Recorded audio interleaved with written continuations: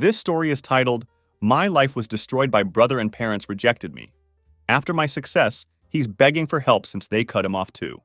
Hey everyone, I'm Olivia, 31, and I was never supposed to exist, at least not as a girl. That sounds dramatic, but it's the unfortunate truth of my childhood. My mom always dreamed of having 2 boys. She wanted her perfect sporty team of sons who would carry on the family name and fulfill everything she had envisioned in her head. When she got pregnant with me and found out I was going to be a girl, she was completely devastated. My Aunt Catherine, who I'm still close with to this day, once told me something that continues to haunt me. Apparently, when my mom found out I was going to be a girl, she actually looked into terminating the pregnancy. By the time she got serious about it, it was already too late and considered medically risky. So I was born, not as a blessing, but as a regret. Mom never directly told me I was unwanted, but she didn't have to. It was in the way she looked at me, the way she treated me, and honestly, the way she talked about me when she thought I wasn't listening. I was labeled as a fussy baby, a needy toddler, and later, a difficult child. Nothing I did was ever good enough. And then there was my older brother Nathan, who's now 33. Nathan was their golden boy, the apple of their eye. He was everything I wasn't, confident, charming, and honestly, a complete jerk. But my parents didn't see that side of him. To them, Nathan was perfect. If you asked them back then or even now, he practically walked on water. Nathan wasn't just the favorite. He was the villain in my story. He made it his life's mission to make me miserable growing up. He had this knack for getting me into trouble. If something went wrong in the house, it was always, Olivia did it. If he broke Mom's favorite crystal vase, it must have been me. If he took money out of Dad's wallet, obviously that was my fault too. He'd come up with these wild, detailed lies, and no matter how absurd they sounded, my parents always believed him. It got to a point where I didn't even bother defending myself anymore. What was the point? They never listened. Nathan was always just being a kid, or didn't mean any harm, while I was labeled as the troublemaker who needed to learn how to behave properly. But Nathan didn't stop at just lying about me at home. He made school absolute hell for me too.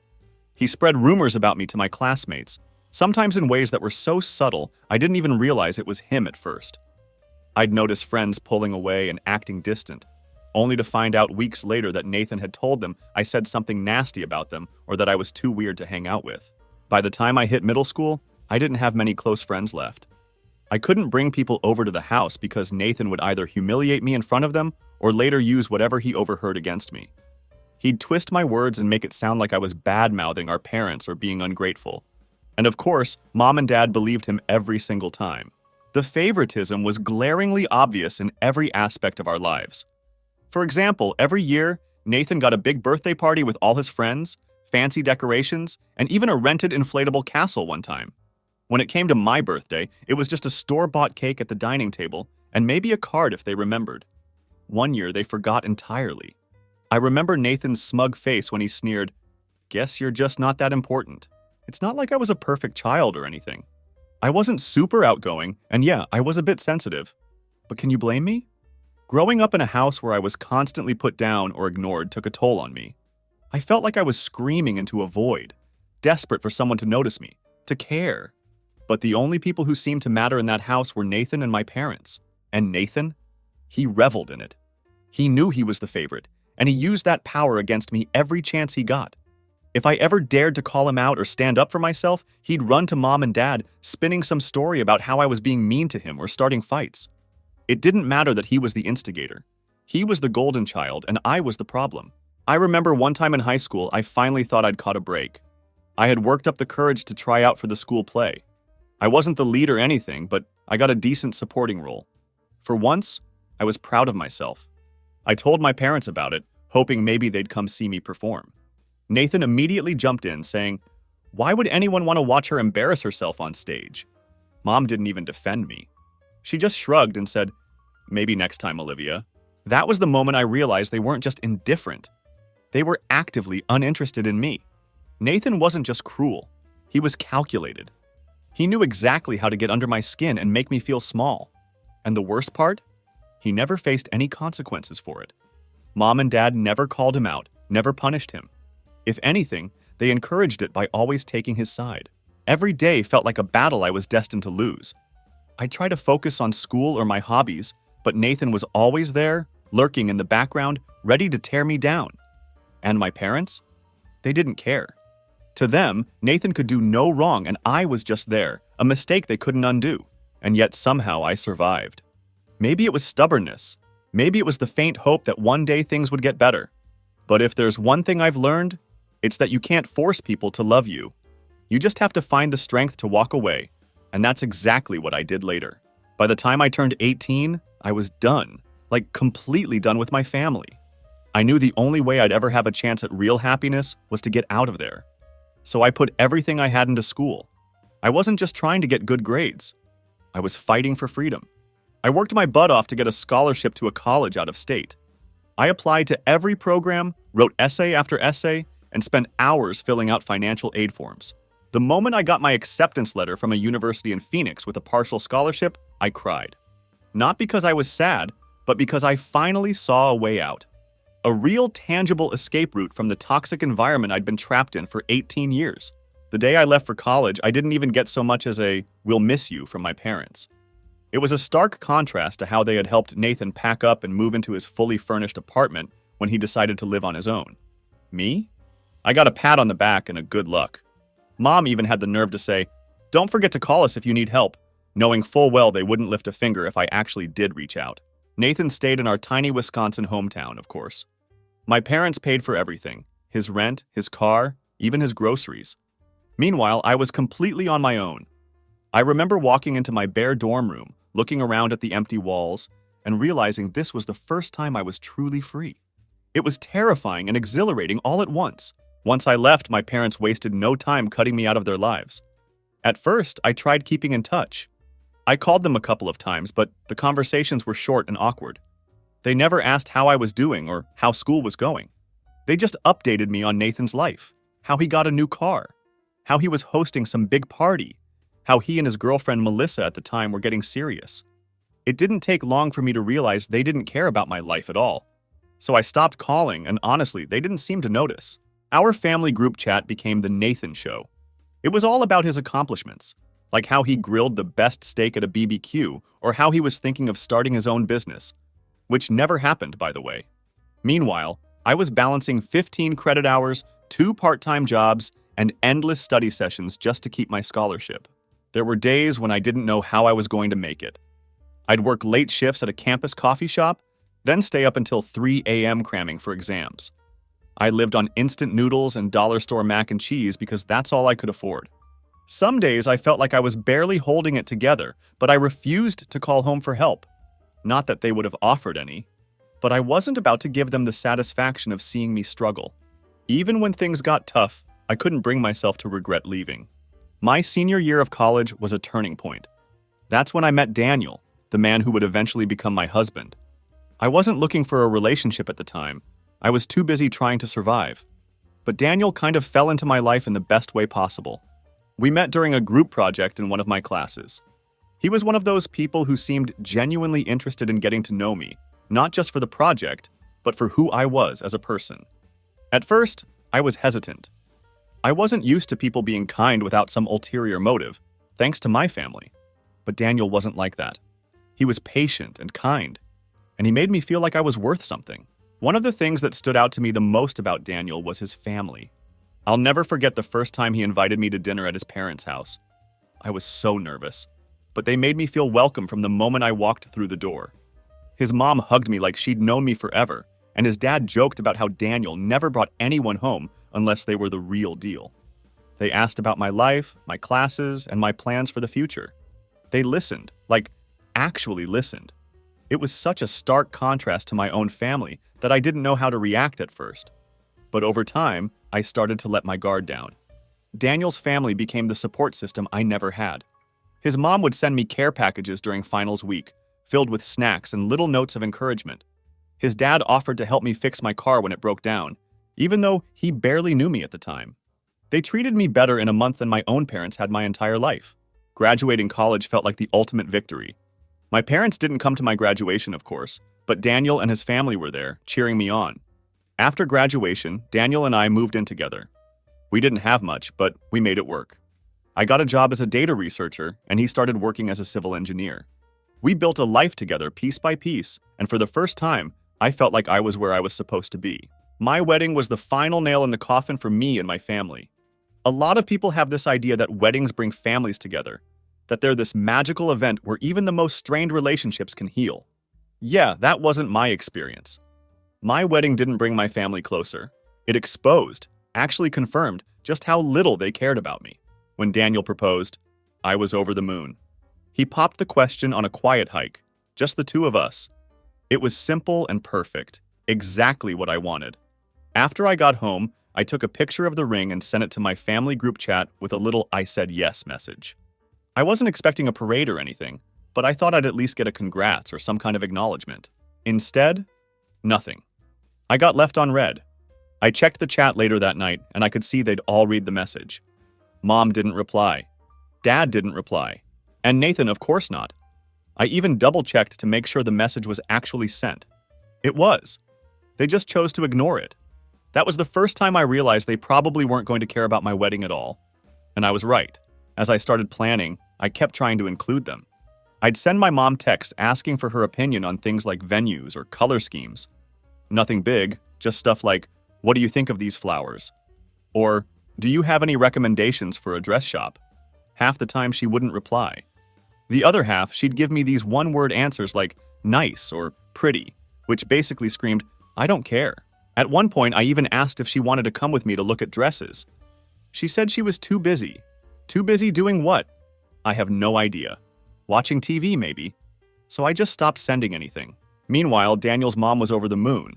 She helped me pick out my dress, organize the guest list, and even spent an entire weekend de-eyeing centerpieces with me. She made me feel like I actually mattered. Nathan, on the other hand, took it a step further. Not only did he not care about my wedding, but he actively tried to sabotage it. My cousin Maya, the only family member I still talk to, who's now renting a room in my parents' house because her parents are in a different country and were worried about her living on her own, later told me how Nathan convinced my parents that I was disrespectful and ungrateful for not involving them enough in the wedding prep. He told them I didn't care about their opinions and that I was intentionally leaving them out of everything. What really pissed me off was that it wasn't true. I tried. I reached out. I asked for their help. They were the ones who didn't care. They were the ones who ignored me. But of course, Nathan spun it like I was the bad guy. And my parents, being who they are, were easily convinced. Things escalated when I sent out the wedding invitations.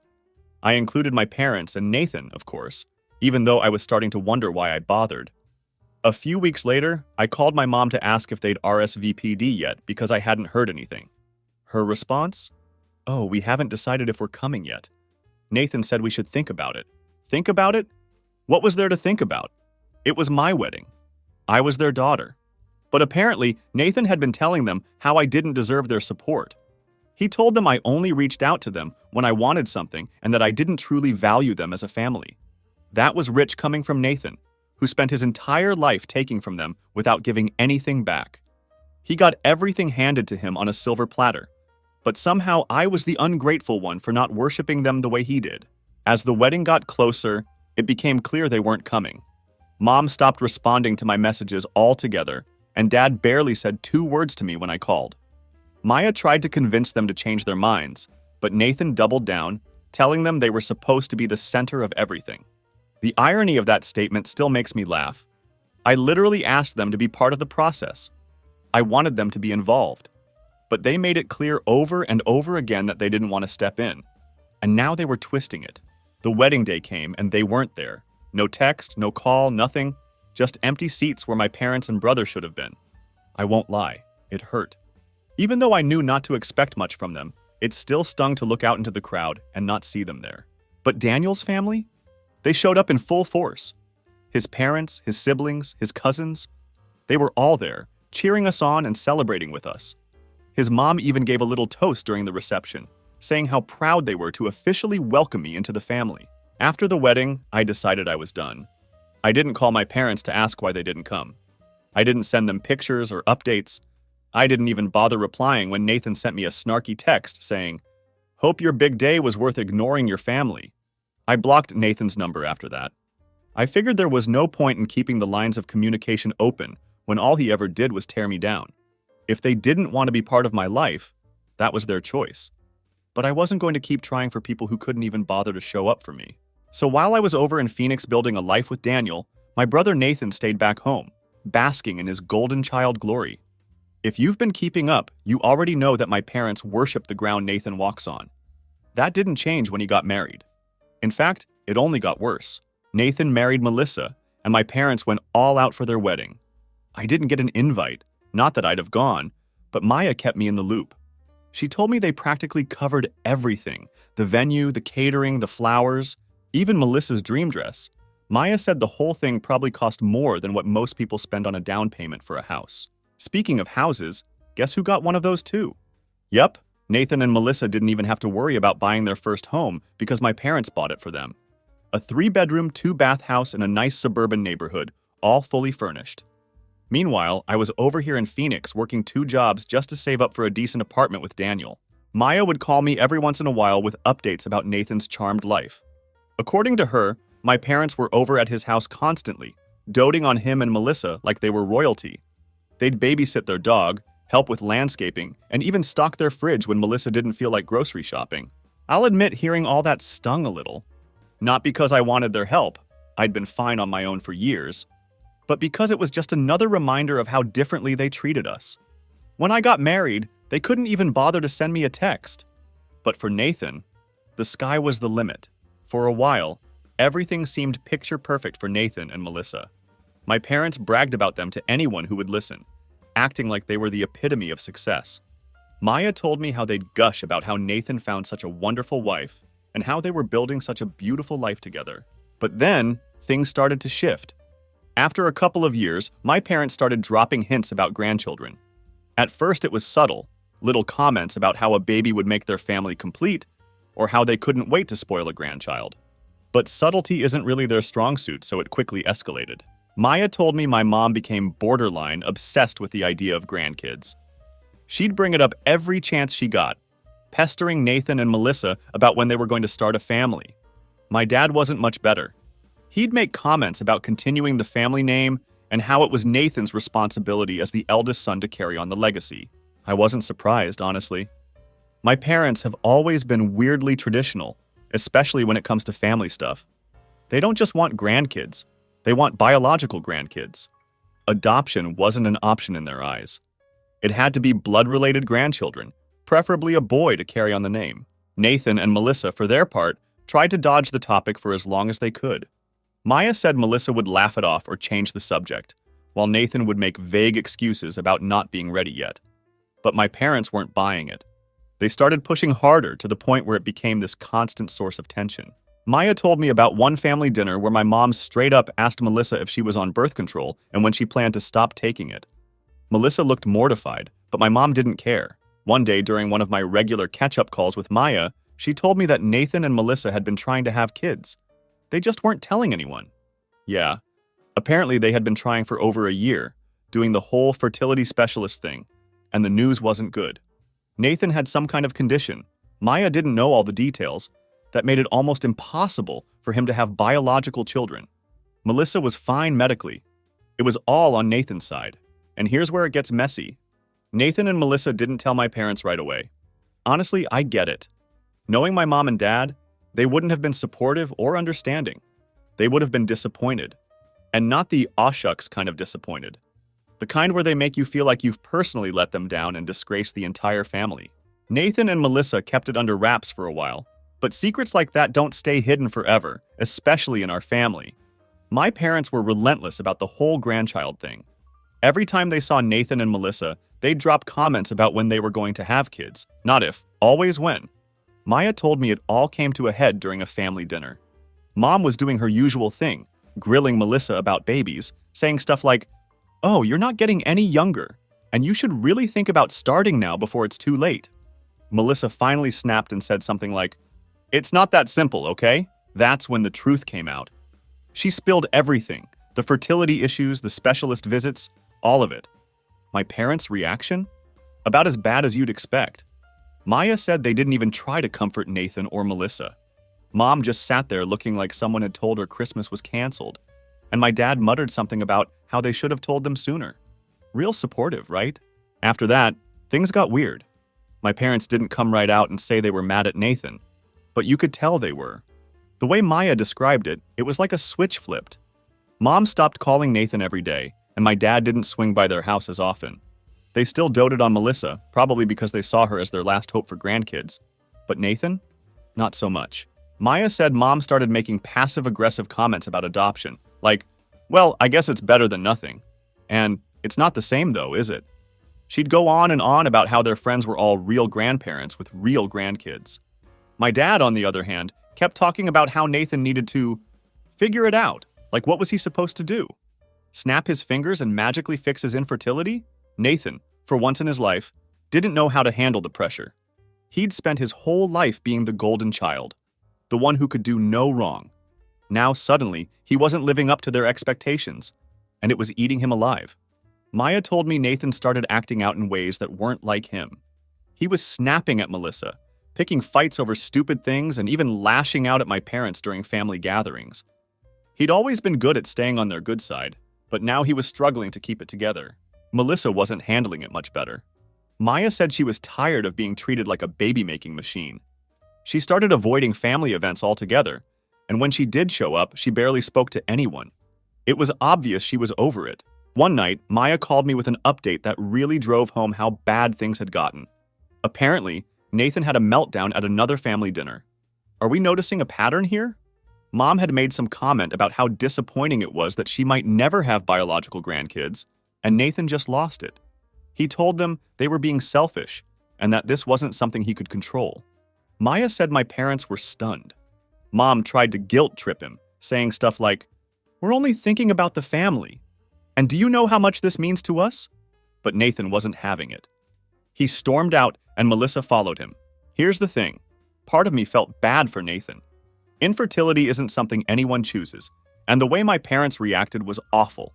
But another part of me couldn't help but think that he was finally getting a taste of what it was like to be on the other side of their impossible expectations.